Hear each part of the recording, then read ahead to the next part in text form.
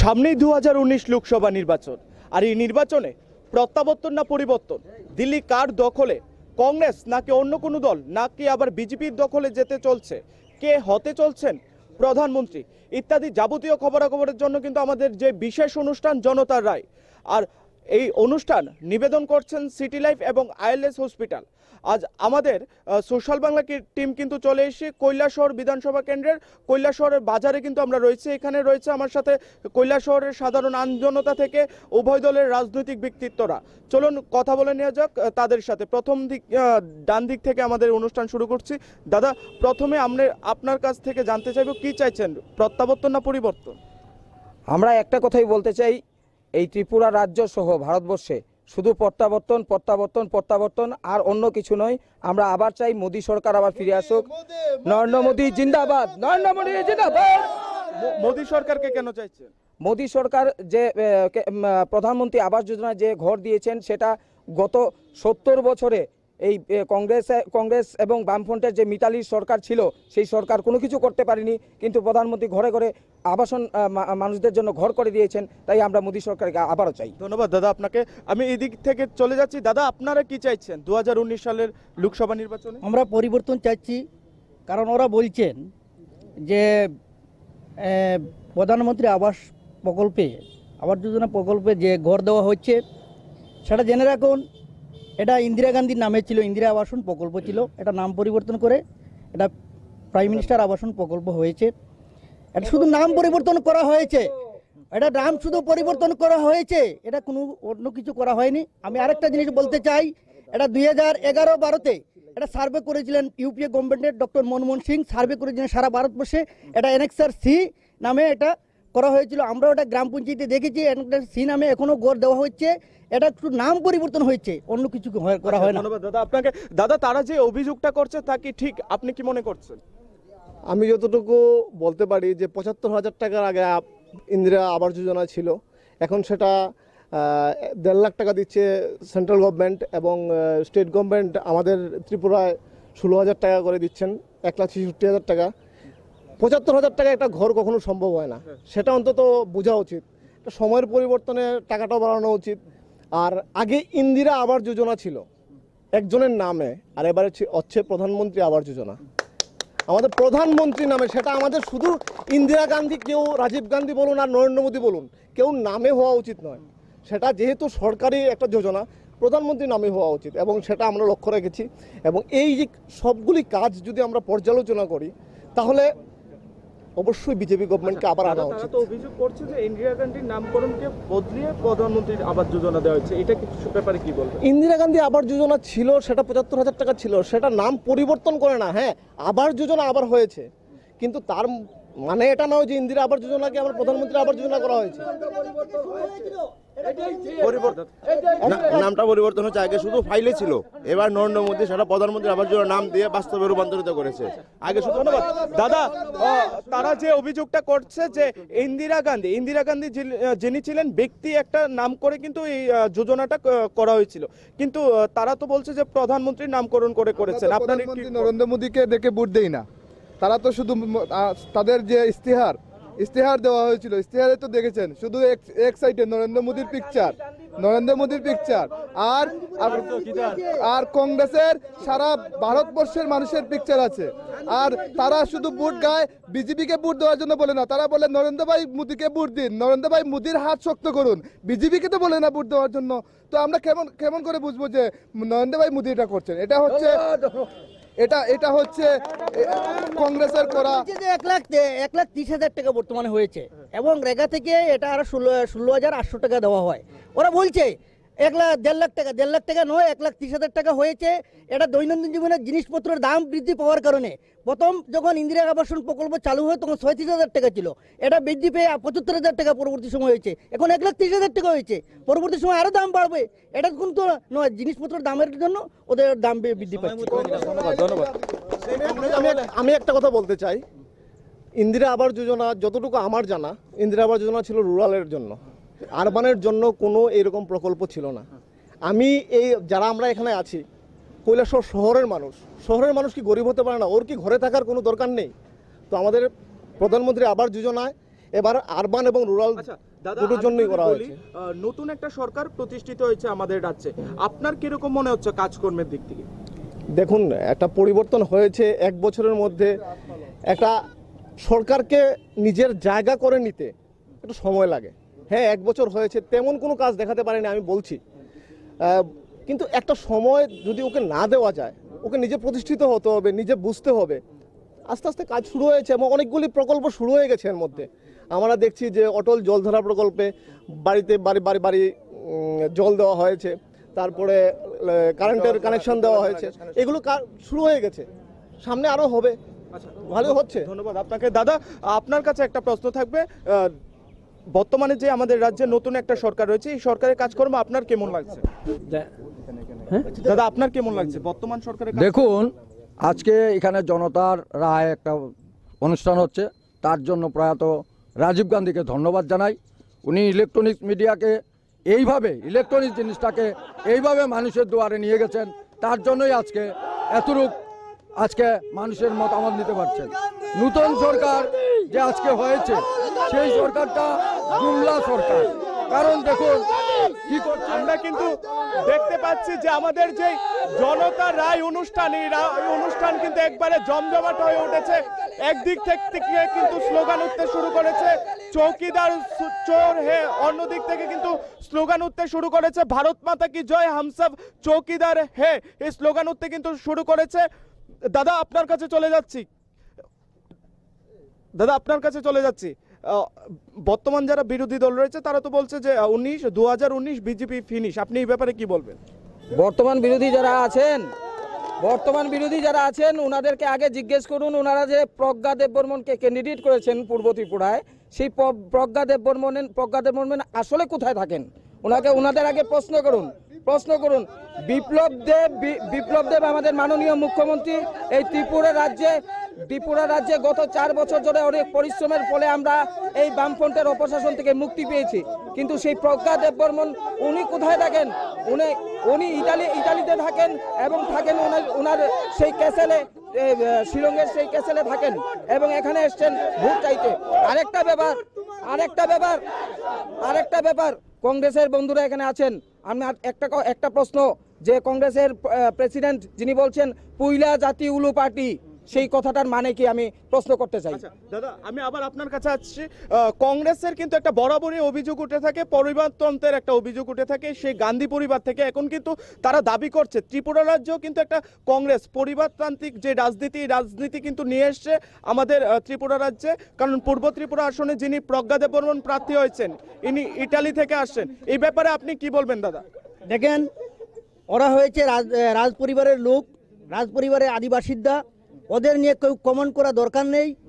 ত্রিপুরাবাসী জানে ওরা রাজ পরিবারের লোক, মানুষের জন্য কাজ করার জন্য।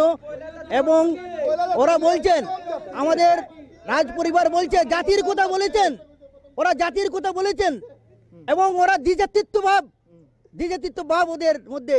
যে সংসদে যে বিল এনেছেন সেই বিলটা তথ্য নিয়ে দেখেন, দ্বিজাতিত্ব ভাব। ওরা জাতির কথা বলেছেন, সর্বংশের মানুষকে নিয়ে চলার কথা বলেছেন, সংবিধানের কথা বলেছেন। সংবিধান ধর্মনিরপেক্ষতার কথা আছে, কিন্তু ওরা দেখে যাচ্ছে ওরা ধর্মনিরপেক্ষতার কথা বলেনি।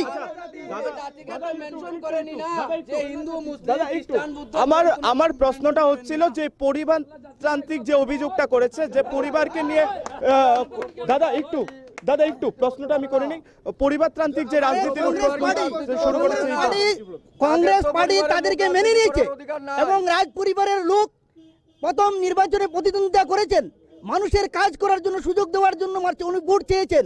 মানুষ সুযোগ অবশ্যই দিবেন। এখানে রাজ পরিবার যে হলে রাজনীতি করতে পারবেন না, এটা কোনো কথা নয়।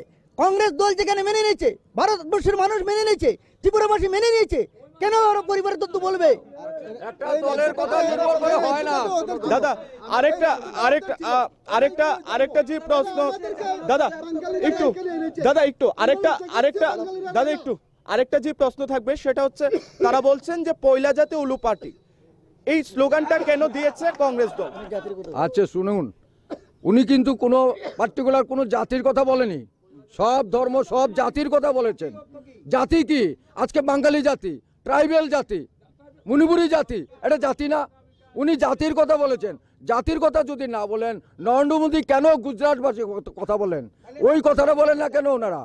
আজকে ওনারা এই কথাটা বলেন না। গুজরাট থেকে আমদানি করে সবকিছু আনছেন নরেন্দ্র মোদী। আজকে সিবিআই ডাইরেক্টর গুজরাটি, রিজার্ভ ব্যাংকের ডাইরেক্টর গুজরাটি, সব গুজরাট মডেল।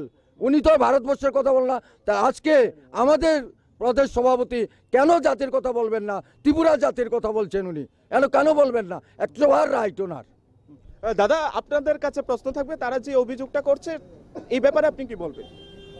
ওদের অভিযোগটা যে ওরা হচ্ছে গিয়ে প্রথম যে ওদের সভাপতি বলল যে পয়লা জাতি উলু পার্টি, ওটা ওই কোন জাতিটার কথা মেনশন করেছে ওটা আমরা ক্লিয়ার করিনি। আরেকটা জিনিস বলেছে যে প্রথম ইন্দিরা গান্ধী আবাস যোজনা ছিল, সারা রাজ্যে ভারতবর্ষের সব জায়গাতে ইন্দিরা গান্ধীর আবাস যোজনা ঘর মানুষ পেত। কিন্তু ওদের ওই এক সময়ের যে রাষ্ট্রীয় লিডার রাজীব গান্ধী বলেছিল দিল্লি থেকে 1 টাকা পেলে 15 পয়সা পৌঁছে, ওই 15 পয়সা সিস্টেমটা রয়ে গেছে কিনা? ওদের 15 পয়সা সিস্টেমটা কি রয়ে গেছে না 15 পয়সা থেকে এখনো ওরা আশা করছে? নরেন্দ্র মোদী ভারতবর্ষে 2014 সালে প্রধানমন্ত্রী হওয়ার পরে গরিব মানুষের টাকা ডাইরেক্ট অ্যাকাউন্টে গেছে, কোনো জায়গাতে 1 টাকা পাঠালে 15 পয়সা নয়, 85 পয়সা মাঝে গ্যাপিং। ওদের তো মেন চিন্তা হচ্ছে ওদের মেইন টেনশনটা হচ্ছে ওই গ্যাপিংটা, যে নরেন্দ্র মোদী যে গ্যাপিংটা সরিয়ে দিয়েছে। 1 টাকা রাজীব গান্ধী পাঠাতেন, 15 পয়সা জনগণের জন্য যেত। মোদী এসে কি করেছে? 1 টাকা পাঠালে 1 টাকা জনগণের যেত। ওই গ্যাপিংটা যে সরিয়ে দিয়েছে, ওই কারণেই সারা জায়গাতে সব জায়গাতে উতল পুতল করছে। কিন্তু ওরা যতই চেষ্টা করুক এই গ্যাপিং পড়ার আর সুযোগ পাবে না, ওটা নরেন্দ্র মোদী চিরদিনের জন্য করে দিয়েছে। ধন্যবাদ দাদা। আপনাকে একটা প্রশ্ন করতে চাই। বর্তমান যারা বিরোধী রয়েছে তারা দাবি করছে চৌকিদার চোর হে, এই ব্যাপারে কি বলবেন? ঘটনা হচ্ছে আসলে গত 70 বছর ধরে কংগ্রেস তো আমাদের দেশের ক্ষমতায়, আমাদের দেশের স্বাধীনতার পর থেকে দীর্ঘদিন কংগ্রেস ক্ষমতায় ছিল। তো আমাদের নরেন্দ্র মোদী মাত্র 5 বছর আমাদের দেশের ক্ষমতায়, এর আগে অটল বিহারী বাজপেয়ী ক্ষমতায় ছিল আমাদের দেশের মধ্যে 7 বছরের জন্য। তো গত 70 বছরে আমাদের দেশের যতগুলি ঘটনা হয়েছে, গত 70 বছর যে ঘটনাগুলি হয়েছে এই ঘটনাগুলি কারা চুরি করেছে? নরসিংহ রাও জেলে গেছেন। তারপরে আপনি দেখুন মনমোহন সিংয়ের সময় আমাদের দেশের মধ্যে হাওড়া কেলেঙ্কারি হয়েছে, স্পেকট্রাম 2G কেলেঙ্কারি হয়েছে আমাদের।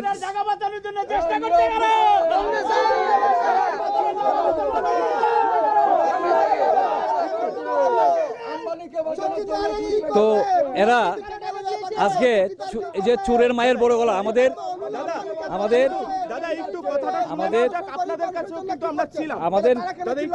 গ্রামের ভাষায় একটা কথা আছে, যে চোরের মায়ের বড় গলা। তো আমাদের দেশের কংগ্রেসীরা আজকে বড় গলায় কথা বলছেন। সারা দেশে এই মনমোহন সিংয়ের সময়ে এবং নরসিংহ রাওয়ের সময় যে দুর্নীতি হয়েছে, এই দুর্নীতির কারণে ভারতবর্ষের রাজ্য থেকে কংগ্রেস শুরু হয়ে গেছে। আর চৌকিদারকে যারা দেশকে রক্ষা করে তারা চৌকিদার। আমাদের দেশের সীমান্তের বিএসএফ, সিআরপিএফ, পুলিশ, টিএসআর এবং ভারতবর্ষের কোটি কোটি মানুষ আমরা বলছি আমরা চৌকিদার। তারা ভারতবর্ষের সেনাবাহিনীকে চোর বলছে, ভারতবর্ষের সিআরপিএফকে চোর বলছে, বিএসএফকে চোর বলছে। যারা দেশের সেনাবাহিনীকে চোর বলতে পারে, দেশের সিআরপিএফকে চোর বলতে পারে, দেশের যারা তাদেরকে এদের থেকে বড় জুমলা, এদের থেকে বড় বাটপার এই দেশের মধ্যে হতে পারে না। আপনার কাছে আবার আসছি, আপনার কাছে আসবো দাদা একটু আমি যার কাছে দাদা একটু আমাদের অনুষ্ঠানটা করতে দিন সুন্দরভাবে। দাদা, এই দিক থেকে একটা অভিযোগ উঠেছে যে কংগ্রেস একটা জুমলা, এই ব্যাপারে কি বলবেন? দেখেন, আগে যে তারা কতটা বলেছে যে ইন্দিরা আবাস যোজনার গড় নিয়ে, আজকে ইন্দিরা আবাস যোজনার যে নামটা নরেন্দ্র মোদী নাম পাল্টে প্রধানমন্ত্রী যোজনা করেছেন, কিন্তু এটা ইউপির আমলের স্যাংশন করা গড়। দাঁড়ান, তারা প্রশ্ন তুলছে, এলাই বলছি দাঁড়া, এরপরে দাও। তারা যে কইছে যে এটা বিজেপি দিছে, তাহলে আজকে 18-19-এর গড়গুলা গেল কোথায়? আমি জবাব চাই বিজেপি নেতৃত্বের কাছে। আপনার কাছে আসছি দাদা, উনি যে একটা এখন অভিযোগ করেছেন, এই অভিযোগের পরিপ্রেক্ষিতে আপনি কি বলবেন? এরা তো অধিকাংশ আমার মনে হয় অনেকেই ঘর পেয়েছেন, এখানের মধ্যে 2-3 বার করে পাওয়া আছে আমাদের। তো আমাদের কথা হচ্ছে যে গত 5 বছরে আমাদের দেশের মোদী সরকার, গত 5 বছরে গত 5 বছরে মোদী সরকার আমাদের দেশের মানুষের জন্য যে কাজগুলি করেছেন, এই কাজগুলির নিরিখেই আমাদের দেশে ভোট হবে। তো এরা আমাদের দেশের কংগ্রেস বা এখনো তারা যে রাজনীতি করছে আমাদের দেশের মধ্যে, আজকে যারা এখানে আমরা দেখছি, এটা হচ্ছে আমার দীর্ঘদিনের অভিজ্ঞতা যে যখন নির্বাচন আসে এরা হচ্ছে ভোটের পাখি। নির্বাচন আসলেই খালি আইসি আইসি করে চিৎকার, ঠিক আছে না? তো গত 25 বছর ধরে এরা আইসি আইসি করে এসে দিন কাটাইছে। ত্রিপুরা রাজ্যে 25 বছর ধরে বামফ্রন্টের সমর্থক ক্ষমতা একসাথে, হ্যাঁ। তো সেই জায়গায় এবার ত্রিপুরা রাজ্যে সরকারের পরিবর্তন হয়েছে। আমরা 2.5 বছরে বামফ্রন্টকে ক্ষমতা থেকে সরাতে পারলাম, আর 25 বছর ধরে খালি নির্বাচনের আগে এইবার আইসি হ্যাঁ আইসি করে সেটা এরপর আর আশা হয় নাই। তো আজকে যারা এই যে তারা তো মানে ঘটনা হচ্ছে সমস্ত কিছু একটা জায়গার মধ্যে কেন্দ্রবিন্দু করে আলোচনা করতে চায়। যেহেতু আমাদের লোকসভা নির্বাচন জাতীয় রাজনীতি, জাতীয় প্রেক্ষাপট এবং আন্তর্জাতিক বিষয়গুলি, সেই আলোচনাগুলির মধ্যে প্রাধান্য পাওয়া উচিত। মোদির 5 বছরের শাসনে আমরা কি পেলাম? আমাদের যে তুমি পাইবে না, কারণ তোমাদের পাওয়ার দরকার নাই, তোমাদের মতো জুমলা মানুষের পাওয়ার দরকার নাই, যাদের পাওয়ার দরকার তারা পেয়েছে। আমাদের দেশে মোদি সরকার আসার পর প্রথম যে কাজটা হয়েছে ছিটমহল চুক্তি হয়েছে মোদির আমলে। আজকে তারা গণতন্ত্র পাইছে। সিপিএম আমলে পিঠা খাইতে বাড়ি যা আসলো। সিপিএম যখন ক্ষমতায় ছিল পিঠা খাইয়া বাড়ি ছাড়া আসলো, আর মোদির আমলে আজকে স্বাধীনভাবে আছে বলে দাঁড়িয়ে কথা বলতে পারছো। এটাই হচ্ছে মোদির আমল। সিপিএম এর আমলে বুক ফুলিয়ে কথা বলার অধিকার ছিল না। সিপিএম এর আমলে এই আমি আসছি, আমি শেষ করি, আমি এদের কথার উত্তর দিচ্ছি। দাদা উত্তরটা শুনুন, প্রশ্ন যেহেতু করেন উত্তর শুনুন। উত্তর শোনার মতো শক্তি রেখে আলোচনা করতে আসবেন, নাহলে চিৎকার করবার জন্য আসবেন না আলোচনা করতে। শুনুন, আমি বলছি এই কারণেই যে যারা বলছে কি পেলাম, গত 2013 সালের বিধানসভার নির্বাচনের আগে বিরজিৎ বাবুকে সিনাতপুরের মধ্যে সিপিএম এর লোকগুলি মেরে ফেলতে চেয়েছিল, আর আজকে এরা এই সিপিএম এর লাল ঝান্ডা নিয়ে এসে সিপিএম বাঁচাইবার আন্দোলন করতেছে। বিরজিৎ সিনহা কৈলাসহরের মধ্যে সিপিএম রে বাঁচাইবার আন্দোলন করতেছে, রক্ষা করার। তো এরা কি পাইবো? আজকে ভারতীয় জনতা পার্টি ক্ষমতাতে আছে বলেই আজকে তারা গণতন্ত্র পাইছে। সিপিএম আমলে বহুজন বাড়ি ছাড়া আসলো, এখানে যারা আসলেন অনেকজন বাড়ি ছাড়া আসলো। আজকে ভারতীয় জনতা পার্টি ক্ষমতায় আইছে দেখেই রাস্তাতে দাঁড়াইয়া এরা বড় কথা কইতে পারতেছে। সুতরাং প্রশ্ন করলে প্রশ্নের উত্তর শোনার মতো শক্তি নিয়ে এসে এখানে আলোচনা করতে আসবেন, নাহলে আলোচনা করবেন না। 1 নম্বর। 2 নম্বর কথা হচ্ছে একটু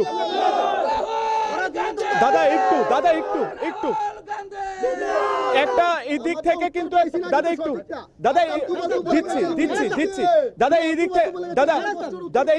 দিক থেকে কিন্তু একটা অভিযোগ উঠতে শুরু করেছে জুমলা, কংগ্রেস একটা জুমলা দল। এই ব্যাপারে কি বলবেন? আপনি কি বলবেন? আচ্ছা দাদা, আপনি কি বলবেন? কংগ্রেস জুমলা বলছে, কংগ্রেস জুমলা বলছেন। আজ এই মানুষকে এখানে ত্রিপুরাতে যে সরকার হয়, ত্রিপুরাতে সরকার হলে মানুষকে পানীয় জলের সুব্যবস্থা করে দেওয়া হবে, অ্যান্ড্রয়েড ফোন দেওয়া হবে, এইসব কথা বলে অমিত শাহজি ভোট প্রচার করেছিলেন 2018 সালে। যখন ত্রিপুরাতে বিজেপি সরকার প্রতিষ্ঠিত হলো, তারপর ওনার খবর নেই। উনি ধর্মনগর আসার কথা ছিল, উনি ধর্মনগর আসেননি। আমবাসা হওয়ার কথা ছিল, আসেননি। কারণ উনি যদি আসতেন, মানুষ প্রশ্ন করতো আমাদের স্মার্টফোন কোথায়, মেয়েরা প্রশ্ন করতো আমাদের স্কুটি কোথায়, বেকাররা প্রশ্ন করতো আমাদের চাকুরি কোথায়। মিসকল বাবা এসে কি বললেন? এখন বলছেন ত্রিপুরার মহারাজাকে বলছেন তিনি এই ত্রিপুরার না বাইরের। যিনি ত্রিপুরার রাজা উনাকে বলছেন আপনি ত্রিপুরার নন। আচ্ছা ধন্যবাদ দাদা, আপনার কাছে আসছি। দাদা, তারা কিন্তু একটা অভিযোগ করছে যে কংগ্রেস আর সিপিএম ভাই ভাই। 1 মিনিট কিন্তু দেখেন, ওরা বলছে সিপিএম এবং কংগ্রেস ভাই ভাই। আমি বলবো বিজেপি এবং সিপিএম ভাই ভাই। এটা আমাদের হাতে প্রমাণ। যুবরাজনগরে যখন ওরা সংসদ করে তখন দেখা যায় হাত তুলে দেয় সিপিএম এবং বিজেপি একসাথে। ফুলবাড়ি গান্ধীতে যখন তোমার সিপিএম এবং বিজেপি একসাথে হাত তুলে দেয়, এটা হচ্ছে তাদের, আমরা বলবো সিপিএম এর সাথে তাদের অ্যালায়েন্স। আজকে অবধি এখন পর্যন্ত যারা বিজেপির নেতৃত্ব দিচ্ছেন সবাই সিপিএম এর সবাই। কারণ কংগ্রেস গিয়েছিল তখন দেখছে যে এখানে জোট, এখানে সন্ত্রাসীরা ঢুকেছে, সন্ত্রাসীদের জন্য রাজনীতি করা সম্ভব নয়। আপনারা জানেন, আর ওরা গণতন্ত্রের কথা বলছে। আমাদের দলের ক্যান্ডিডেটকে কয়েকবার আক্রমণ করা হয়েছে, মানুষ সঠিকভাবে ভোট দিতে পারেনি, মানুষ কান্নাকাটি করেছে রাস্তায়। সঠিকভাবে ভোট দিতে পারেনি। আবার ওরা গণতন্ত্রের কথা বলেছে। কে করে গণতন্ত্রের কথা বলে? ওরা গণতন্ত্র নেই এই রাজ্যে। মানুষকে আক্রমণ করা হচ্ছে, বাড়ি বাড়িকে হুমকি দেওয়া হচ্ছে। গতকাল ফুলবাড়ীকান্দিতে কিছু লোক কংগ্রেস দলে যোগদান করার পরে বাড়ি থেকে টেলিফোনে হুমকি দেওয়া হচ্ছে, ঘর থেকে বের করে দেওয়া হবে না। এরকম ভাবে ওরা গণতন্ত্রের কথা আবার বলছে। এ রাজ্যে গণতন্ত্র নেই। ধন্যবাদ দাদা, আপনার কাছে একবার আসছি। দাদা একটু আমি প্রশ্নটা করছি দাদা, আমার প্রশ্নটা শুনুন। ঠিক আছে। তারা অভিযোগ করছে যে এই রাজ্যে গণতন্ত্র নেই বিজেপি আইপিএফটি জোট সরকার ক্ষমতায় আসার পর। এই ব্যাপারে আপনি কি বলবেন? প্রথম কথা ওনারা বলেছেন সন্ত্রাসের কথা ওনারা বলেছেন। সন্ত্রাস, সবচেয়ে বড় সন্ত্রাস ওনারা 88 থেকে 93 সালে করে গেছেন। আপনারা এই শহরের অনেক রিক্সা চালকরা আছেন, জিজ্ঞাসা করুন ওই পাইতর বাজারে রিক্সা যেত না ওনাদের সন্ত্রাসের কারণে।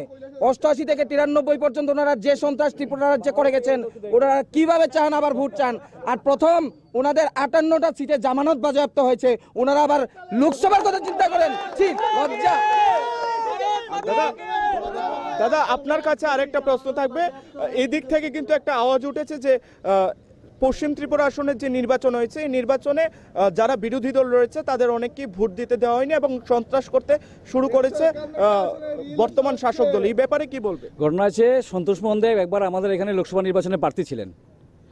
সন্তোষ মোহন দেব আমাদের এখানে প্রার্থী ছিলেন, তো ওই সময়ের ওনাকে নাম দেওয়া তো সন্ত্রাস মোহন। হ্যাঁ, তো এদের এইটাও বলছি যে এরা যে কত মানে সবসময় আমি গত একটা প্রোগ্রামে দেখেছি এই যুবরাজনগর, লক্ষ্মীপুর, দলিয়াকান্দি, আমরা ন্যাশনাল পার্টি ন্যাশনাল বিষয় নিয়ে যে কথা বলতে চান কথা বলবো, 1 নম্বর বিষয়।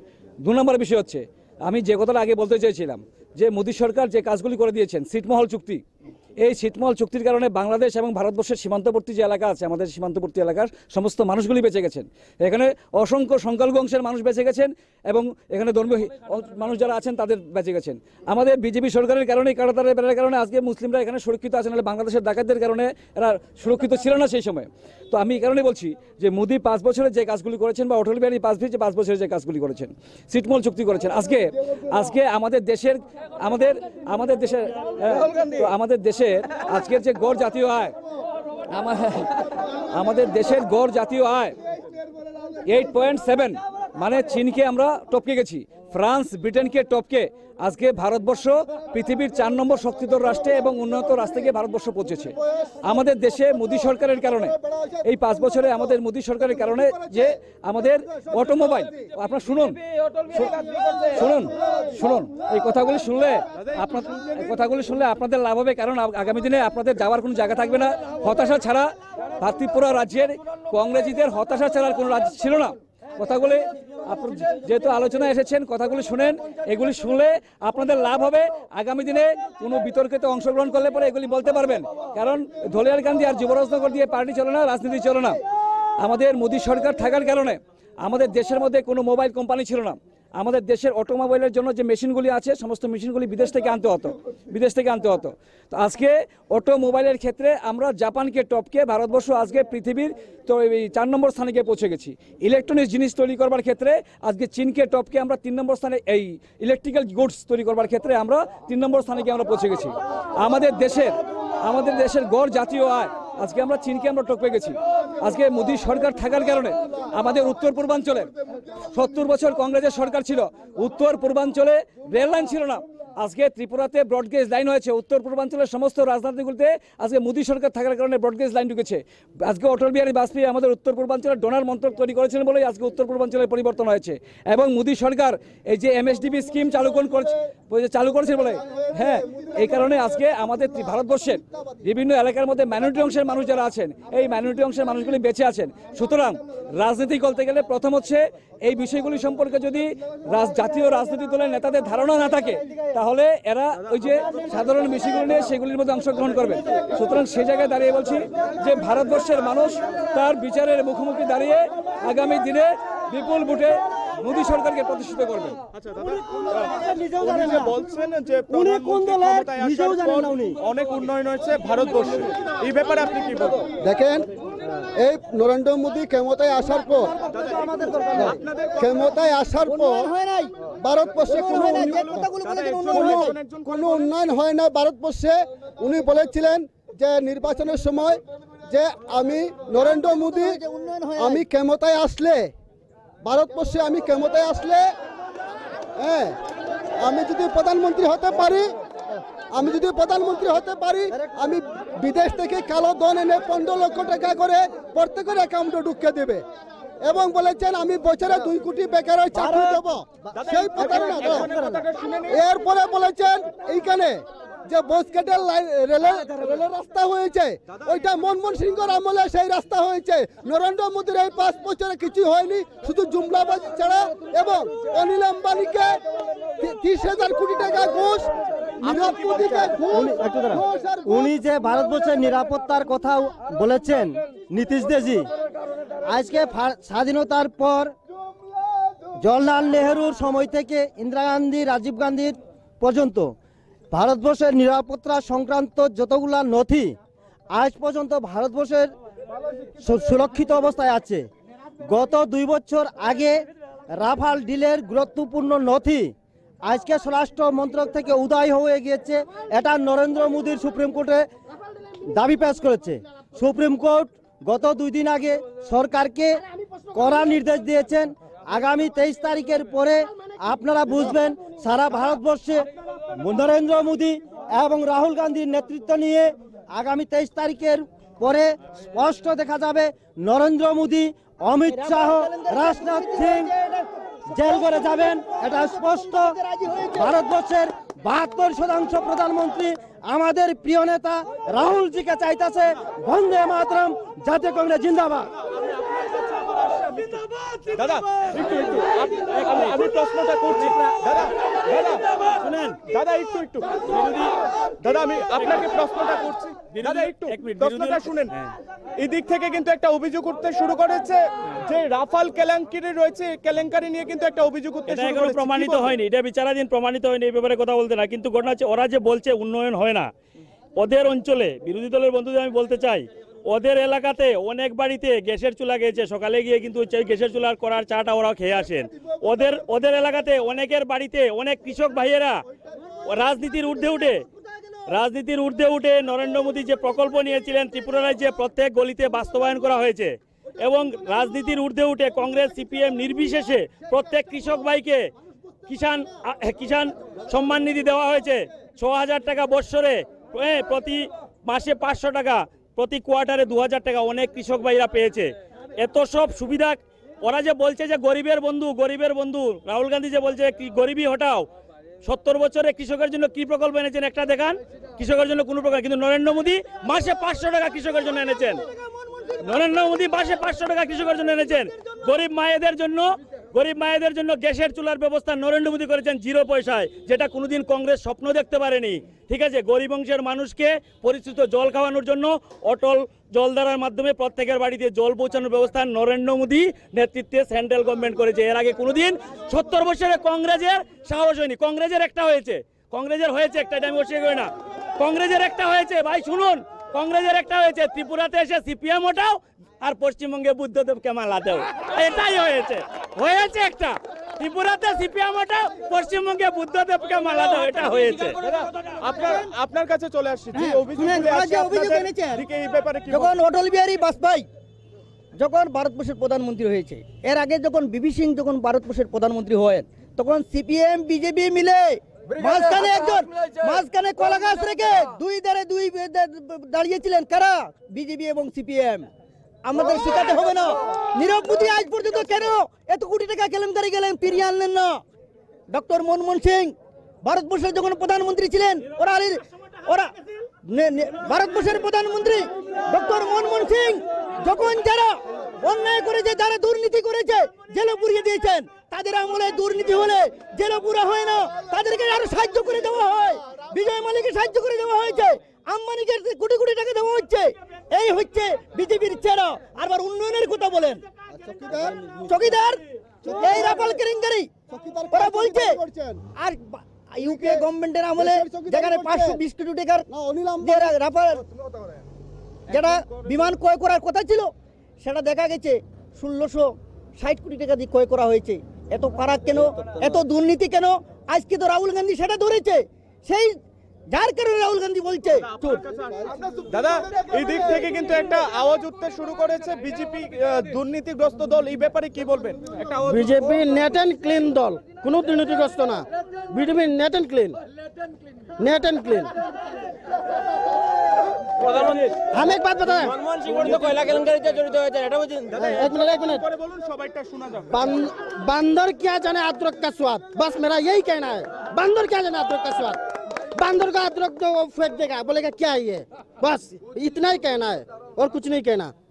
দাদা আপনি কি বলতে চাইছিলেন? স্বয়ং মনমোহন সিংই তো ছিলেন কয়লা কেলেঙ্কারি নায়ক। ওদের মন্ত্রিসভা তো সবাই, ওদের মন্ত্রিসভা তো সবাই প্রায় বিভিন্ন কেলেঙ্কারির সাথে জড়িত ছিলেন। 2G কেলেঙ্কারি, সেই সব কেলেঙ্কারি তো হয়েছিল এই কংগ্রেস আমলে। দাদা কংগ্রেস আমলে কিন্তু কেলেঙ্কারির একটা অভিযোগ উঠতে শুরু করেছে, এই ব্যাপারে কি বলবেন? সবাই এখানে বলছে যে কংগ্রেস আমলের সময় যে মানে সব দুর্নীতি হয়েছে। মিডলে 5 বছরে কি বিজেপির কোনো সরকার ছিল না সেন্ট্রালে? তখন কি কোনো কেলেঙ্কারি হয়নি? আজকে যে সময় ত্রিপুরার মধ্যে বলছিল যে চাকরি দিবে, এ দিবে, আজকে কেন বলছে যে বিপ্লব দেব যে গরু পাললে এত হবে, দোকানপাটগুলো কেন এটা বলছে? দেওয়ার আগে যে বললো চাকরি দেবো, এ দিব, আজকে কেন বলছে সে? বেকার তো বাড়ছে, দিন দিন বয়স কমছে কি নাকি? দিন দিন বাড়ছে। আর বিগত 5 বছর যে বিজেপি ছিল তখন কি করেছিল? তখন বিগত 5 বছরে তখন কি করেছিল?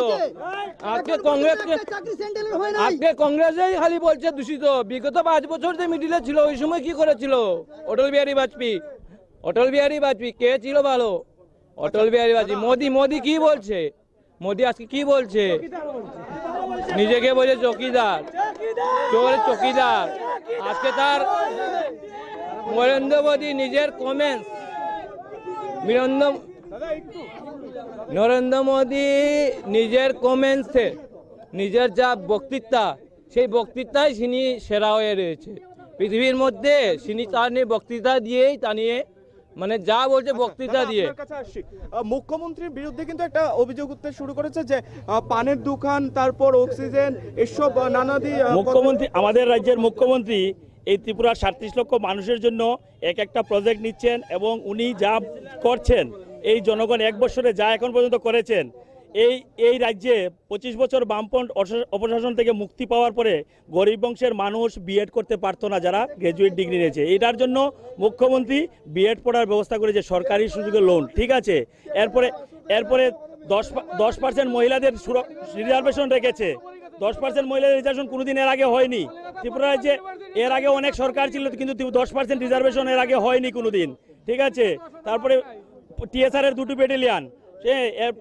সবচেয়ে বড় স্বচ্ছতা যেটা হয়েছে, আমাদের মুখ্যমন্ত্রী 1 বছরে যা করেছেন, সবচেয়ে বড় স্বচ্ছতা যেটা প্রমাণ করেছেন যে সিপিএম দলের বিধায়ককে চাকরি দিয়েছেন, যেটা কোনোদিন সিপিএম চিন্তা করতে পারেনি, কংগ্রেসও চিন্তা করতে পারেনি। সিপিএম দলের বিধায়ক জুমু বাবু পরীক্ষা দিয়ে চাকরি পেয়েছেন। এটা হচ্ছে গিয়ে বিপ্লব দেবের কৃতিত্ব। সবকি সাথ সবকি বিকাশের দিশাতে আমাদের সরকার চলবে এবং ত্রিপুরা রাজ্য থেকে এবার ত্রিপুরার যে 2টি সিট, রেপতি মোহন ত্রিপুরা এবং প্রতিমা ভৌমিক, এরাও অন্ততপক্ষে সিপিএম কংগ্রেসের জামানত তো বাজেয়াপ্ত হচ্ছেই, ওরা নিজেরাই জানে। এবং এখানে যারা দাঁড়িয়ে আছেন, অনেক বন্ধু আছেন আমাদের এর আগে বিরোধী দলে যারা আছেন, ওরা ভিতরে মুদি বাইরে দেখানোর জন্য কংগ্রেস, ভিতরে মুদি, যা বুঝে যাচ্ছে। 23 তারিখের পরে আমরাও জানি 23 তারিখের পরে ওরাও আমাদের কাছে থাকবে, এক পক্ষ হয়ে যাবে। দাদা একটা অভিযোগ কিন্তু উঠতে শুরু করেছে যে আপনাদের ভিতরে কিন্তু মোদি আবহাওয়া রয়েছে এবং বাইরের দিকে প্রকাশ করছেন ওদের ভিতরে রাহুল গান্ধী, ওদের ভিতরে রাহুল গান্ধী রয়েছে। সারা ভারতবর্ষে বিজেপি যারা করে রাহুল গান্ধী রয়েছে, বলছে রে মোদি। ওরা আরেকটা অভিযোগ এনেছে কৃষকদের কথা। ওরা বলেছে কংগ্রেস আমলে কৃষকদের জন্য কিছু করেনি। ডক্টর মনমোহন সিং যখন ক্ষমতায় ছিলেন ভারতবর্ষে কি করেছেন জানেন? 70,000 কোটি টাকা কৃষকদের জন্য মাফ করে দিয়েছেন। আমাদের বর্তমানে জাতীয় কংগ্রেসের সভাপতি রাহুল গান্ধীজি 3টে রাজ্যে নির্বাচনকে প্রতিশ্রুতি দিয়েছিলেন যে আমরা যদি ক্ষমতায় আসি কৃষকদের জন্য কৃষি লোন মকুব করে দিব। উনি 10 ঘন্টার ভিতরে উনি সেই কৃষি লোন মকুব করে দিয়েছেন। কৃষকদের জন্য বলে কিছু করেনি। আরেকটা প্রশ্নতে আসছি, সেটা হচ্ছে এদিক থেকে কিন্তু একটা আওয়াজ উঠেছে পাপ্পু, রাহুল গান্ধী পাপ্পু, এই ব্যাপারে কি বলবেন? আচ্ছা, রাহুল গান্ধী পাপ্পু যদি হয়ে থাকে তাহলে এক মিনিট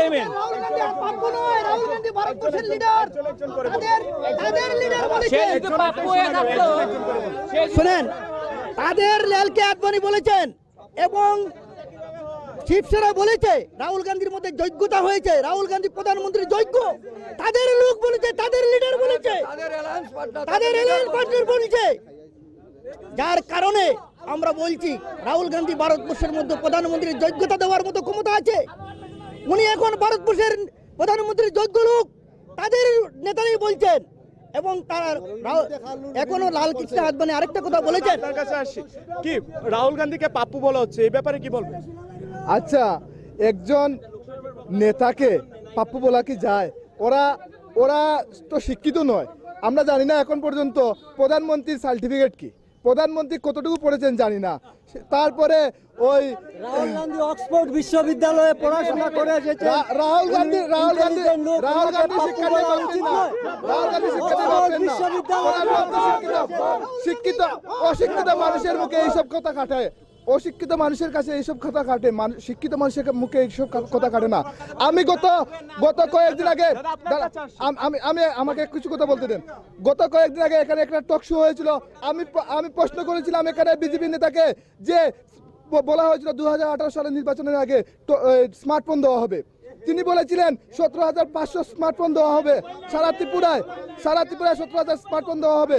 আমি বলতে চাই, তারপরে উনি বলেছেন যে দেশদ্রোহীকে স্মার্টফোন দেওয়া হবে না। সারা ত্রিপুরায় 8 লাখ যুবক আছেন, 8 লাখের উপরে যুবক আছেন।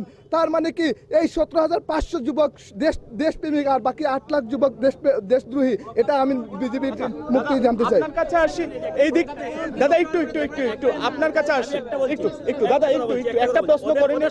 আচ্ছা দাদা, তাহলে আমি বলছি একটু, এখান থেকে কিন্তু একটা আওয়াজ উঠেছে আমাদের ভারতবর্ষের যিনি প্রধানমন্ত্রী রয়েছেন ওনার সার্টিফিকেট নেই। এই ব্যাপারে ওনার সার্টিফিকেট আমরা দিতে হবে না, ওনার সার্টিফিকেট ওদের দলের ওই নেতা, সর্বভারতীয় নেতা প্রণব মুখার্জি দিয়ে দিয়েছেন। প্রণব মুখার্জি ওদের দলের নেতা ছিলেন, কংগ্রেসের ছিলেন, রাষ্ট্রপতি হয়েছেন, এবং প্রণব মুখার্জি বলে গেছেন যে নরেন্দ্র মোদী যদি ভারতবর্ষে না আসতো তাহলে ভারতবর্ষ ধ্বংস হয়ে যেত। নরেন্দ্র মোদী আসায় ভারতবর্ষ 2020 সালে লোকসভায় শ্রেষ্ঠ আসন নিতেন। এটা প্রণব মুখার্জি নিজের বক্তব্য। ওরা কি প্রণব মুখার্জি থেকে বড় নেতৃত্ব? প্রণব মুখার্জি একটা জাতীয় কংগ্রেসের একজন লিডার, হ্যাঁ, একসময় ইন্দিরা গান্ধীর ক্যাবিনেটে উনি অর্থমন্ত্রী ছিলেন।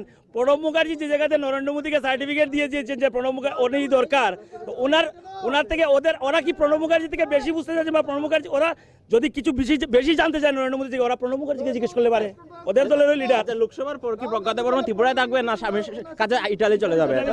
আরেকটা কিন্তু প্রশ্ন উঠতে শুরু করেছে যে লোকসভা নির্বাচনের পর প্রজ্ঞা দেববর্মন কি ত্রিপুরাতেই থাকবেন, এই ইতালিতে চলে যাবে? এই ব্যাপারে লোক ওনাকে ভোট দিয়ে ত্রিপুরাবাসী ওনাকে নির্বাচিত করবেন এবং তিনি দিল্লিতে যাবেন, ত্রিপুরাবাসীর জন্য কাজ করবেন এবং তিনি এখানেই থাকবেন। ওনাকে আমরা নির্বাচিত করব, আমরা ভোট দেব ওনাকে এবং উনি বিশাল সংখ্যক ভোটে জিতবেন এবং উনি ত্রিপুরায় স্থায়ীভাবে থাকবেন। আচ্ছা দাদা, আরেকটা এইদিকে একটু চলে আসুন। আপনার কাছে একটা প্রশ্ন থাকবে, এই রাজ্যে নতুন সরকার প্রতিষ্ঠিত হওয়ার আগে অনেক প্রতিশ্রুতি দিয়েছে, আপনার দৃষ্টিভঙ্গিতে কি মনে হচ্ছে বাস্তবায়িত করতে পেরেছে সরকার? এখনো বাস্তবায়িত হয়নি। ওনারা বলছেন যে 1 বছরে কি বাস্তবায়িত করবেন, পরের বছর বলবেন 2 বছরে কি বাস্তবায়িত করেন, এরপরের বছর বলবেন 3 বছরে কি বাস্তবায়িত করবেন, এরপরে বলবেন 4 বছরে কি বাস্তবায়ন, 5 বছরে বলবেন আমরা কিন্তু সামনে এই দেব। এইবার দেখবেন তাদের যে কত ইশতেহার ছিল, নরেন্দ্র মোদী বা বিজেপির যে ইশতেহার ছিল 2014, সেই ইশতেহারের কোনো মূল্যায়ন নেই। এখন নতুন করে কিছু আইটেম রচনা করেছেন, কিন্তু ওনারা জুমলা সারা ভারতবর্ষ জানে, জুমলাগিরি করবেন এটা সবাই জানেন, আপনারা মিডিয়ারাও ভালো করে জানেন। ওনারা যে জুমলা নিচের থেকে উপর পর্যন্ত জুমলা, এটা তারা সবাই জানেন। দাদা এই দিক থেকে কিন্তু তারা প্রশ্নটা আসছে দাদা, এই দিক থেকে কিন্তু গণতান্ত্রিক পদ্ধতিতে দাদা বলছি দাদা, আমার প্রশ্নটা একটু আমার প্রশ্ন দাদা একটু আমার কথাটা শুনতে দেন একটু। আপনারা বলছেন বিজেপি দল জুমলা, কিন্তু বিজেপি কিন্তু অভিযোগ করছে কংগ্রেস জুমলা, এই ব্যাপারে কি বলবেন? শুনুন, যদি কংগ্রেস জুমলা হতো, শিক্ষার অধিকার কংগ্রেস দিয়েছে, খাদ্যের অধিকার কংগ্রেস দিয়েছে। আজকে যারা এখানে দাঁড়িয়ে কথা বলছেন 2 টাকা করে চাল পাচ্ছেন, কিন্তু 2 টাকা করে চাল পাচ্ছেন, রেশন থেকে 2 টাকা করে চাল নিচ্ছেন, খাদ্যের অধিকার দিয়েছে, শিক্ষার অধিকার দিয়েছে, কর্মসংস্থান দিয়ে রেগা, আজকে রেগাটা কোথায়? রাজীব মহাত্মা গান্ধী রোজগার যোজনা কোথায়? রেগার কাজ হয়নি 15 থেকে 20 দিন। কেন হয়নি? কংগ্রেস আমলে কিন্তু 100 দিনের কাজ হয়েছে, আজকে কোথায়? সব কিছু জুমলা। কংগ্রেস কোনোদিন জুমলা করে না, যা বলে তাই করে, জুমলা করে না, তাই বলে। শুনুন দাদা আসি, বলা হচ্ছে এখান থেকে কিন্তু বলা হচ্ছে যে কংগ্রেস আমলে 100 দিনের রেগার কাজ হতো, এখন কিন্তু এই সে রেগা বন্ধ রয়েছে, এই ব্যাপারে আপনি কি বলবেন? ঘটনা হচ্ছে রেগা আমাদের দেশে চালু হয়েছে, রেগার যে আইনটা হয়েছে আজকে ওদেরকে জিজ্ঞেস করুন, কারণ এরা রেগার টাকা কাজ কি করে হয় এটা ত্রিপুরা রাজ্যে, আমরা তো মাত্র 1 বছর হয়েছে ত্রিপুরা রাজ্যের ক্ষমতায়, বা ভারতবর্ষের অন্য রাজ্যগুলির মধ্যে বেশিরভাগ রাজ্যগুলির মধ্যেই মানে রেগা যে চালু আছে।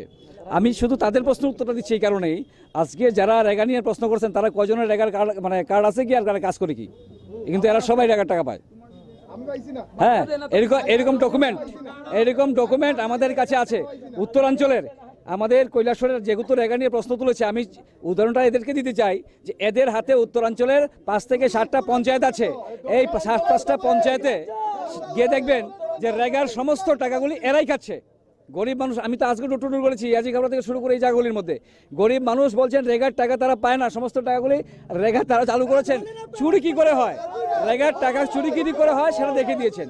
প্রশ্ন হচ্ছে রেগা না, প্রশ্ন হচ্ছে রেগার বিষয় না, প্রশ্নটা হচ্ছে যে ভারতবর্ষের আজকের যে অবস্থান, আজকে জাতীয় প্রেক্ষাপটের মধ্যে দাঁড়িয়ে আজকে আমাদের দেশের যারা মোদি বিরোধিতা করছেন বা যারা আমাদের এখানের মধ্যে কংগ্রেসের বন্ধুরা যারা এসেছেন, বিরোধী যারা এসেছেন, আমি তাদের কাছে একটাই পরামর্শ রাখবো, কারণ হতাশায় ভুগতে ভুগতে তারা 25 বছর কাটিয়েছেন। এবার একটা বিশাল আশা যে রাহুল গান্ধী সোনা বানাইবার মেশিন দিব, তো এই স্বপ্নে তারা আছেন। হ্যাঁ, তো রাহুল গান্ধী এই স্বপ্ন দেশের মানুষকে দেখাচ্ছেন যে তিনি এমন একটা মেশিন লাগাবেন যে মেশিনের একদিকে আলু ঢুকাইবো আরেকদিকে সোনা বাড়াবো, ঠিক আছে? তো এই মেশিন আসবে, এদের স্বপ্ন পূরণ হবে। ত্রিপুরা রাজ্য নয়, গোটা দেশের মধ্যে আগামী দিনে আমাদের কংগ্রেসের বন্ধুরা যারা এখানে আছেন চিৎকার করছেন বা যারা আমাদের বিরোধী কাজ করছেন, সবার কাছে অনুরোধ রাখছি যে 25টা বছর হতাশার রাজনীতি আপনারা করেছেন এবং 25টা বছর আপনারা সিপিএমের হাতে নির্যাতিত হয়েছেন।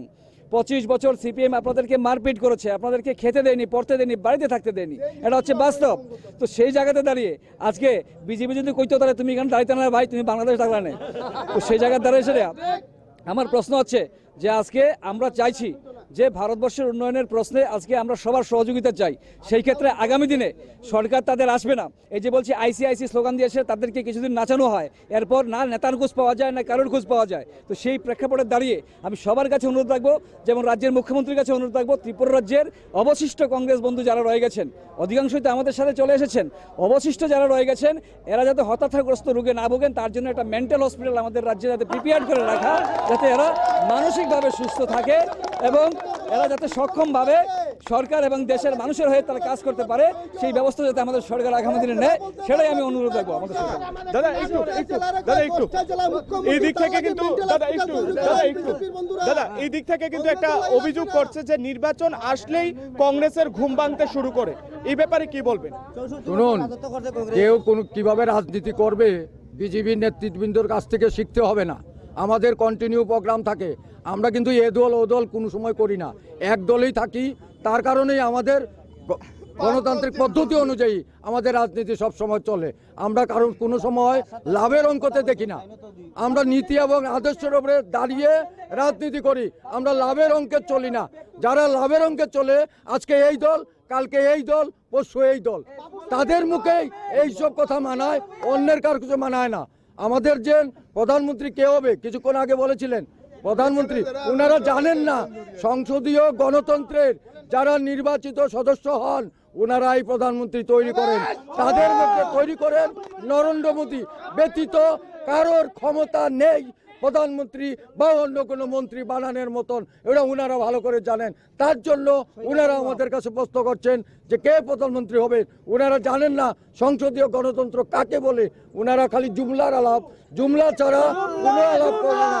তারা যদি জানতো তাহলে এই কষ্ট করতো না।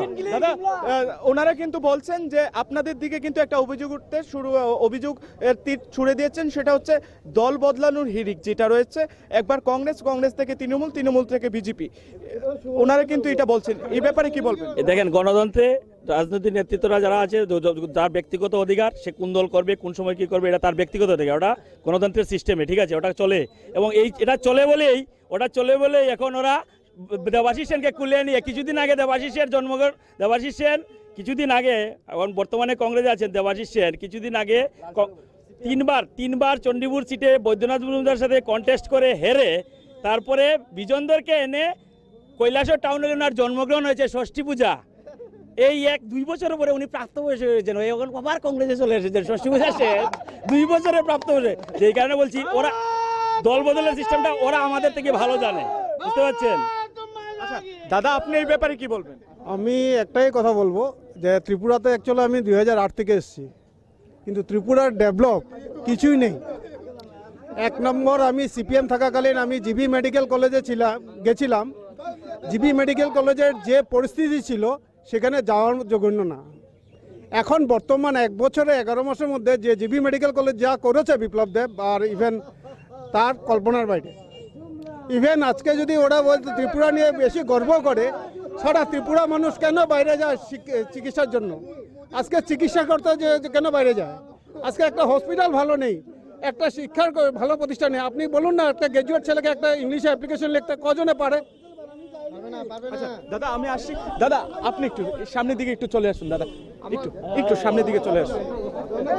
দাদা আমার একটাই শুধু না, দাদা আমি আপনাকে বলছি, এই রাজ্যে বিজেপি আইপিএফটি জোট সরকার প্রতিষ্ঠিত হওয়ার আগে অনেক প্রতিশ্রুতি দিয়েছে যুবকদের জন্য। আপনার দৃষ্টিভঙ্গিতে কি মনে হচ্ছে, পালন করতে পেরেছে সরকার? অবশ্যই, কারণ যখন কোনো কিছু একটা গ্রহণ করা হয়, একটু সময় দিতে হয় কোনো কাজ করার জন্য। প্রসিডিউর শুরু হয়েছে, যার মাধ্যমে আগে ছিল কোনো যুবক যদি চাকরি পেতে হতো, তার সবকিছু ঠিক হতো পার্টি অফিসে।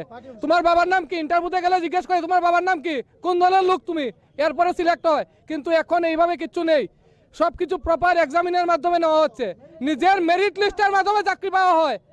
আজকে ত্রিপুরার যে গভর্নমেন্ট চেঞ্জ হওয়ার পরে বিএড চালু, যে টেট হয়েছে, টেটের মাধ্যমে নিজের যোগ্যতা অনুসারে চাকরি পাওয়া হয়েছে। যদি তা না হতো তাহলে সিপিএম এর যে জুমু সরকার চাকরি পেত না, যেটা অপোজিশনে এমন কোনো ছিল না। যা চাকরি হচ্ছে নিজের সিস্টেমে হচ্ছে, কোনো পার্টি অফিসে সিলেক্ট হচ্ছে না, কে কোথায় কিভাবে চাকরি পাবে। আর আমার আরেকটা প্রশ্ন ছিল, এই বছর যে বিজেপি যে ইস্তাহার প্রকাশ করেছে, সেখানে ছিল যদি গভর্নমেন্ট 19 আবার আসার পরে কাশ্মীর থেকে 370 এবং 35 অ্যাক্ট সরিয়ে নেওয়া হবে। ওই সময় তাদের কাশ্মীরের যে প্রাক্তন একজন নেতা ছিল মেহবুবা মুফতি বলেছে, 1 মিনিট, বলেছে যদি 1 মিনিট মেহবুবা মুফতি বলেছে যদি 370 অ্যাক্ট এবং 370 উঠানো হয়, পুরো কাশ্মীরে আগুন লাগানো হবে। এই সময় কংগ্রেসের যে মুখপাত্র উনিও সমর্থন দিয়েছেন। ওরা কি এক দেশ চায় না এক দেশের মধ্যে দুটি ভাগ চায়? এটাই আমার। দাদা এই যে অভিযোগটা উঠেছে, এই অভিযোগের পরিপ্রেক্ষিতে আপনি কি বলবেন? দেখুন, 370 দ্বারা বাতিল করার জন্য আজকে নূতন বিজেপির প্রস্তাব না। বিগত দিনে যখন অটল বিহারী বাজপেয়ী প্রধানমন্ত্রী হয়েছেন, তখনও বলেছিল 370 দ্বারা। কিন্তু কপাল আমাদের দুর্ভাগ্য, বিজেপির ভাইরাদের দুর্ভাগ্য কিনা জানি না, 370 দ্বারা আর হয় না। কারণ ওদের ইচ্ছা নেই, সদিচ্ছার অভাব। তার কারণেই ওই জুমলাবাজি। রাম মন্দির কথা বলছেন, যখন ইলেকশন আসে তখন রাম মন্দির। আজকে বলছেন যে কংগ্রেসের নেতৃত্ব নাকি বলছেন যে কাশ্মীরে ভাগ হবে এবং আগুন জ্বলবে। গুজরাটের আগুনটা কোন সময় জ্বলেছিল? নরেন্দ্র মোদীর আমলে। ওনার জানা নেই, কারণ উনি সদ্য বিজেপির সদস্য হয়েছেন, মুখোশধারী বিজেপি। তারপরে উনি বলেছেন যে টেট এখন হচ্ছে 2009-এ শিক্ষার আইন চালু করেছিল ইউপিএ গভর্নমেন্ট। তখন বলেছিল টেটের মাধ্যমে শিক্ষক নিয়োগ করতে হবে। কংগ্রেসের অবদান, ওনাদের কোনো কিছু না। কংগ্রেসের অবদানের কারণে আজকে টেটের পরীক্ষা হচ্ছে। কিন্তু দুর্ভাগ্য, ত্রিপুরা রাজ্যের বেকার যুবক যুবতীদের আজকে টেটের পরীক্ষা দেওয়ার পরেও বসে থাকতে হচ্ছে। অফার ঘরে নিয়ে এখন পর্যন্ত কোনো দেন না। এই হচ্ছে তাদের কারবার, তাদের জুমলা ছাড়া আর কিচ্ছু নয়। যা কিছু বলবে দেখবেন ভারতবর্ষের মানুষ এবং আমাদের কৈলাসহরের মানুষ সেটা হারে হারে টের পেয়েছেন। আর কিছু নতুন করে বলার নেই। দাদা আপনারা একটা বলছিলেন যে চৌকিদার চোর হে, কিন্তু এই দিক থেকে কিন্তু বলছে হামসব চৌকিদার হে, গর্ব করে কিন্তু বলছে হামসব চৌকিদার হে। এই ব্যাপারে কি বলবেন? দেখেন, চৌকিদার আজকে বলেছেন দেশের প্রধানমন্ত্রী আমি চৌকিদার, কিন্তু আমরা দেখলাম উনি কার চৌকিদার? চৌকিদার বলতে সাধারণ গরিব মানুষের ঘরে চৌকিদার লাগে না, চৌকিদার লাগে বড় বড় শিল্পপতিদের জন্য। তাহলে উনি যে চৌকিদার হয়েছেন, উনি তো অনিল আম্বানি, মুকেশ আম্বানি, নীরব মোদী ওদের চৌকিদার হয়েছেন, ভারতবর্ষের গরিব মানুষের জন্য চৌকিদার হন না। তারা কিভাবে বলে না আমরা চৌকিদার? কার চৌকিদারি করছেন? বড় বড় শিল্পপতিদের চৌকিদারি করছেন, আর গরিব মানুষের পেটে লাত্তি মারছেন, বেকারদের পেটে লাত্তি মারছেন। আজকে চাকরি নেই, রুচি নেই, রুটি নেই, মানুষ ওনারে দিন কাটাচ্ছে, আর ওরা বারবার বিদেশ সফর করছেন। আমাদের এই দেশের টাকা নিয়ে উনি বিদেশে গিয়ে শুটিং করছেন, বিদেশে গিয়ে ঘুরছেন, আর আজকে আমাদের অর্থের সব ভান্ডার খালি। আজকে আমাদের মনমোহন সিং থাকতে 1000 টন সোনা রেখে গিয়েছিলেন। দাদা এই ব্যাপারে কি বলবেন? এই ব্যাপারে আসলে ঘটনা আছে, রাজনীতি করতে গেলে মানে জেনারেল নলেজ বা বেসিক নলেজটা সবার সঠিক থাকা প্রয়োজন। প্রথম হচ্ছে এই গত 5 বছরে মোদী সরকার 1টি টাকাও বিদেশ থেকে লোন নেননি। এটা হচ্ছে শরণার্থীকালে ভারতবর্ষের মধ্যে স্বাধীনতার পরে প্রথম কোনো সরকার যে সরকার বিদেশ থেকে 1 টাকা লোন নেয়নি। মনমোহন সিংয়ের সময় মনমোহন সিংয়ের সরকার যখন ছিল আমাদের দেশের মধ্যে, এই সরকার থাকাকালীন সময় আমাদের বৈদেশিক ঋণের যে বোঝা দাঁড়িয়েছিল, প্রত্যেকটা মানুষের মাথা পিছু প্রায় 3.5 লক্ষ টাকার বেশি ঋণের বোঝা আমাদের মাথার মধ্যে ছিল। সেই বোঝাকে শেষ করে মোদী আজকে আমাদের দেশের জিএসটি চালু করার মধ্যে দিয়ে প্রতি মাসে 1 লক্ষ কোটি টাকার বেশি আমাদের দেশের মধ্যে কর আদায় হচ্ছে। এটা হচ্ছে শরণার্থীকালে আমাদের দেশের মধ্যে সেগুলি সংগঠিত হয়নি। শেষ কথা হচ্ছে আমি যেটা বলে শেষ করতে চাই, যে আজকে যে যত কথাই বলুক, যে যত ধরনের রাজনীতি করুক, আজকে মোদী হচ্ছে একটা নাম, মোদী শুধু নাম না, মোদী হচ্ছে দেশপ্রেম, মোদী হচ্ছে ভারতীয় সংস্কৃতির, মোদী হচ্ছে ভারতীয় দেশপ্রেমের প্রতীক, ঐতিহ্যের প্রতীক, রাষ্ট্রবাদের প্রতীক। এই যে 370 ধারা যে বিষয়টা বলছেন, আমরা এবার ক্ষমতায় আসলে কাশ্মীরে 370 ধারার অবসান করবই। এক দেশ আমাদের কাশ্মীরে 1 আইন চলবে, কাশ্মীরে 1 আইন চলবে, আর আমাদের ভারতবর্ষে 1 আইন চলবে, পাকিস্তানে 1 আইন চলবে না।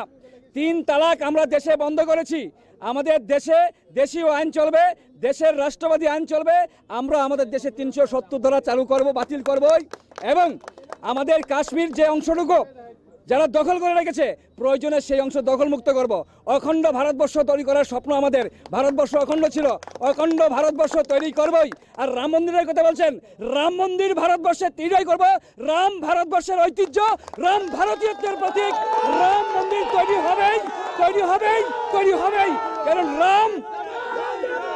কারণ রাম ভারতীয়ত্বের প্রতীক, রাম ভারতবর্ষের প্রাচীন ঐতিহ্যের প্রতীক, রাম ভারতীয় সংস্কৃতির প্রতীক। সুতরাং রাম মন্দির তৈরি করবে, এই রাম মন্দিরের বিরোধিতা যারা করবেন মানুষ তাদেরকে শাস্তি করবে। সুতরাং এটাই হচ্ছে শেষ কথা।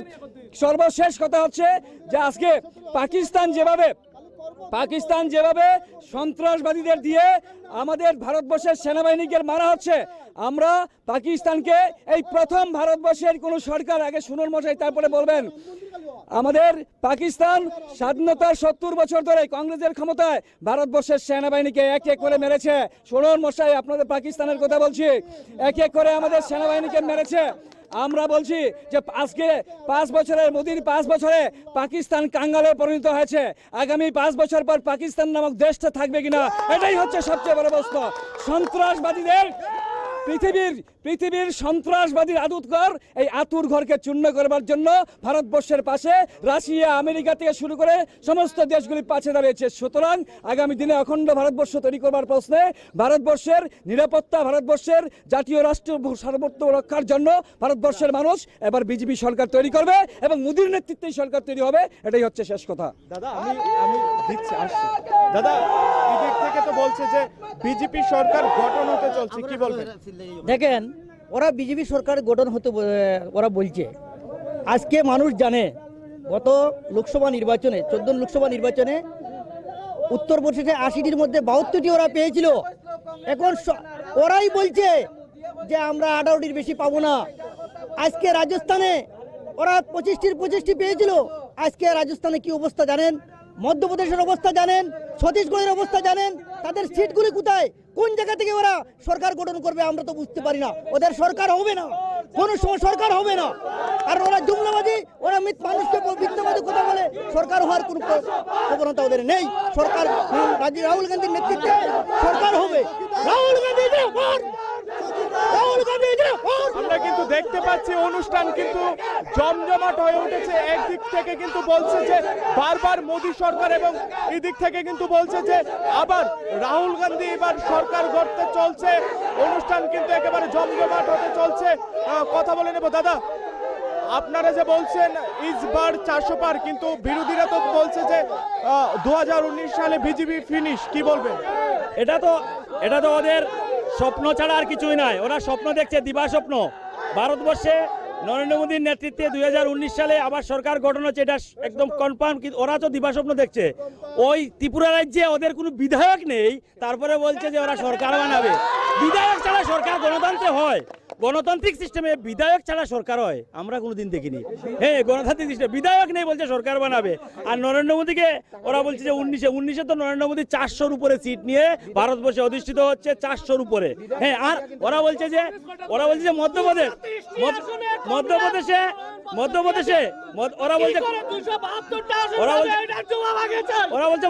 মধ্যপ্রদেশে কমলনাথ যা করছেন, কমলনাথ যা কেলেঙ্কারি শুরু করে দিয়েছেন, কোটি কোটি টাকা গোনার মেশিন ওনার বাড়িতে কি শুরু হচ্ছে। ওরা তো অ্যাকচুয়ালি আসছে ওটা এই কারণেই, গরিব মানুষকে শোষণ করবে। সিপিএমকে হাতে ধরে ত্রিপুরাতে দিনের শোষণ করার চেষ্টা করেছিল, পারেনি, মানুষ দুরিশ্বাস করে দিয়েছে।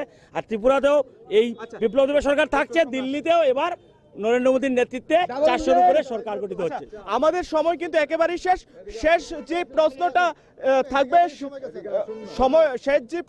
থাকবে সেটা হচ্ছে 2018 সালের যে নির্বাচন গিয়েছিল, এই নির্বাচনের আগে কিন্তু বিজেপি সরকার একটা স্লোগান দিয়েছিল। দাদা একটু বিজেপি সরকার কিন্তু একটা স্লোগান দিয়েছিল, চলো পাল্টাই। এবার 2019 সালের যে লোকসভা নির্বাচন, এই নির্বাচনে কিন্তু কংগ্রেস যেই সরকার রয়েছে, এই কংগ্রেস সরকার কিন্তু যেই স্লোগান দিতে শুরু করেছে সেটা হচ্ছে চলো উল্টাই। আমরা জেনে নেব এই চলো উল্টাই কতটুকু বাস্তবায়িত করতে পারে। দাদা, কংগ্রেস কিন্তু এবার দাবি রাখছে যে চলো উল্টাই, কি বলবেন? সেটা তো উল্টেই আছে। এরা উল্টেই আছে। এখন সিপিএম ধরে ওরা বেঁচে আছে।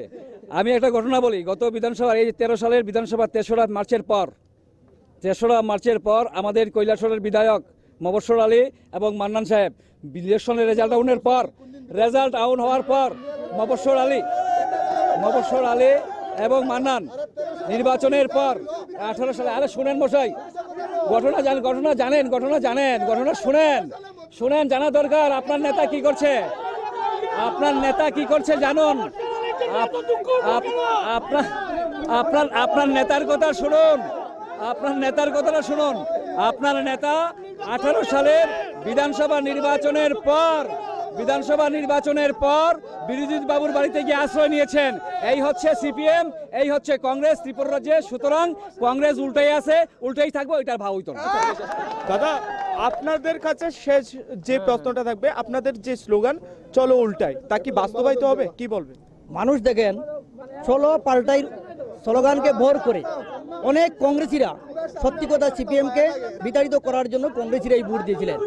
যখন বিজেপি সরকারটা গঠন হলো তখন দেখলেন যারা ভীষণ ডকুমেন্ট দিয়েছে, সেই ভীষণ ডকুমেন্ট একটাও বাস্তবায়িত করে না। ওরা বলেছিল ভাতার টাকা 2000 টাকা করবে, ওরা বলেছিল রেগার মজুরি 340 টাকা করবে, কোনো কিছু করে না। যার কারণে এই যে মানুষ আবার চিন্তাধারা করেছে যে এখন চলো উল্টাই। আচ্ছা, আমাদের অনুষ্ঠান কিন্তু শেষ। আমরা ছিলাম কৈলাসহর বিধানসভা কেন্দ্রের কৈলাসহর বাজারে ছিলাম। এখানে আমাদের সাথে ছিল উভয় রাজনৈতিক দলের কর্মী সমর্থক এবং নেতৃত্বরা। তারা বলেছেন 2019 সালের তাদের কি যেই সরকারই প্রতিষ্ঠিত হোক না কেন, এই সরকারের কাছে কি চাওয়া পাওয়া থাকবে এবং প্রত্যাবর্তন না পরিবর্তন, তা কিন্তু আমাদের ক্যামেরার সামনে কিন্তু তারা জাহির করলেন। ক্যামেরায় আমার সহকর্মী বিপ্লব মিত্র এবং কুটন ছেত্রীর সাথে আমি বিশাল, দা সোশ্যাল বাংলা।